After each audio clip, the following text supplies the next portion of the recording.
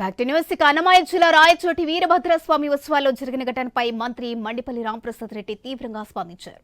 అనవసరంగా వివాదాలు రేపుతూ కొందరు సోషల్ మీడియా ద్వారా అపోహలు సృష్టిస్తున్నారంటూ మండిపడ్డారు.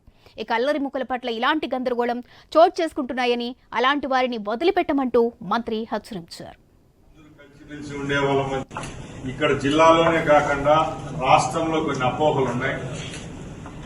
కొన్ని వర్గాల మధ్య అన్నదమ్ముల్లాగా కలిసి ఉండే వర్గాల మధ్య అనుకోండి, అలాగే ఇక్కడ లోకల్ గా అందరూ కలిసిమెలిసి ఉండే వాళ్ళ మధ్య కొన్ని అపోహలు సృష్టించడం వల్ల కొందరి వల్ల అయింది. కాబట్టి దాన్ని పోలీసులు అయితేనే ప్రభుత్వం అయితేనే చిత్తశుద్దితో ఈ వారం రోజులు పనిచేసింది. కాబట్టి ఈరోజు రాయచోట్లో శాంతి భద్రతలు అదుపులో ఉన్నాయి.